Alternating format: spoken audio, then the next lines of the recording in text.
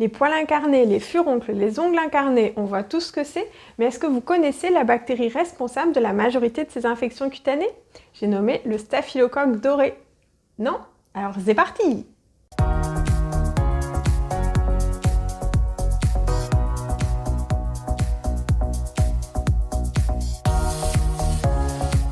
Coucou, c'est Dermatodré, je suis médecin dermatologue et je réalise des vidéos sur YouTube, Instagram et TikTok pour que tout le monde puisse comprendre comment la peau fonctionne et comment en prendre soin. Aujourd'hui, nous allons parler du staphylocoque doré. Vous le connaissez certainement de nom et votre corps le connaît aussi car c'est une bactérie omniprésente autour de nous et sur nous. D'abord, un staphylocoque, c'est quoi ? C'est un microbe de type bactérie, donc ni un virus, ni un parasite, ni un champignon. Et pour les puristes du laboratoire, c'est une bactérie de la famille des Coccigram+. Des staphylocoques, il en existe des dizaines de différents avec un pouvoir pathogène variable, c'est-à-dire leur capacité à être responsable d'infections gênantes. Car je vous rappelle, il y a aussi plein de gentilles bactéries qui vivent sur la peau et je vous en avais déjà parlé dans cette vidéo sur le microbiote cutané. Donc parmi les staphylocoques qui vivent sur notre peau, il y en a des gentils comme les staphylocoques epidermidis, aussi appelés staphylocoques blancs ou à coagulase négative. Ceux-là, pour résumer, ils occupent juste le terrain. In the place, représente l'épiderme. Bon, ridicule ne tue pas. Le staphylocoque doré ou Staphylococcus aureus est quant à lui un germe capable d'infecter les tissus, c'est-à-dire de provoquer une réaction inflammatoire et la nécrose, la mort de certaines cellules, comme celle de la peau au niveau de l'épiderme et du derme. Pour autant, ce staphylocoque doré n'est pas toujours agressif, il peut très bien être juste sur la peau, chiller et ne provoquer aucun problème. Il y a d'ailleurs 30% de la population qui porte du staphylocoque doré dans les narines sans le savoir parce que c'est asymptomatique. Le staphylocoque est juste là, en mode posé, dans leur nez. Et ouais, gros, au KLM sous le cornet. Je suis ridicule, là, complètement. Quand on se touche le visage, quand on s'essuie le nez, on en récupère sur les mains et on va le coller ailleurs. Il suffit ensuite de la moindre petite plaie, la moindre irritation qui lui sert de porte d'entrée dans la peau et hop, il va se développer dedans. Cette porte d'entrée, ça peut être une plaie traumatique bien sûr, mais aussi de l'eczéma, des plaies de grattage quand on a des poux, l'irritation créée par le rasage ou l'épilation, ou encore une petite fissure au bord d'un ongle. Dans toutes ces situations, le staphylocoque a directement accès au derme.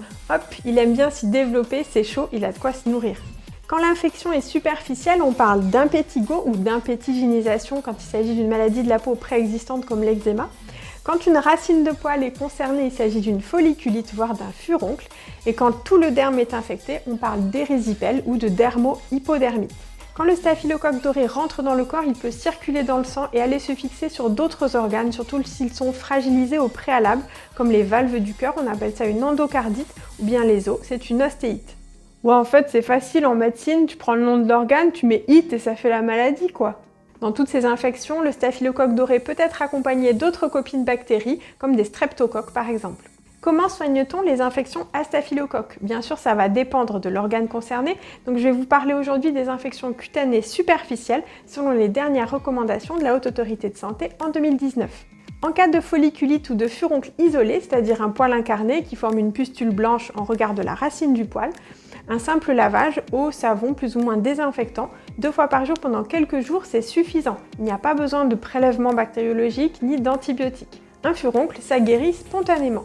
Il ne faut pas presser pour faire sortir le pus, mais on peut inciser précautionneusement pour l'évacuer quand la partie blanche apparaît. Ça ne sert à rien de le faire avant. Il vaut mieux protéger avec un pansement parce que les infections à staphylocoque sont auto-contagieuses. Je gratte le bouton, je récupère des bactéries, je me gratte ailleurs, les bactéries repoussent là. En cas de furoncle compliqué, c'est-à-dire avec la fièvre, une large inflammation ou un abcès, un traitement antibiotique par voie orale est recommandé.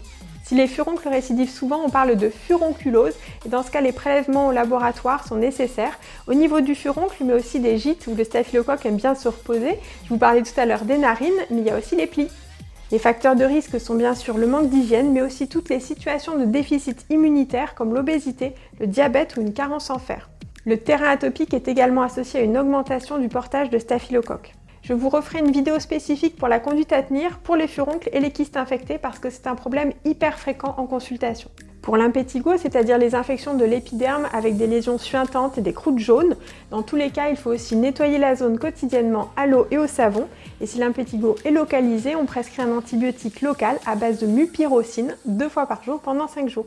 Si l'impétigo est plus grave, c'est-à-dire qu'il s'étend rapidement, ou bien qu'il y a plus de 6 lésions, ou bien qu'elle représente l'équivalent de 2 fois la surface de la main du patient, dans ce cas, il est recommandé de prescrire un antibiotique par voie orale pendant 7 jours après avoir fait un prélèvement bactériologique. Et sinon, au niveau local, on nettoie toujours quotidiennement et on peut protéger avec de la vaseline et un pansement si possible. Il n'y a pas d'antibiotique local recommandé.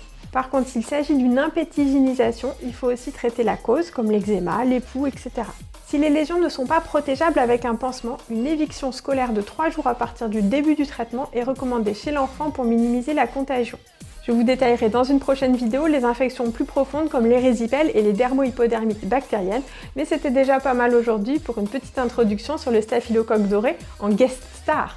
Je vous donne rendez-vous dimanche prochain à 19 h sur YouTube et en attendant, venez me voir sur Instagram ou TikTok Dermatodré, il y a des stories et des nouvelles vidéos tous les jours.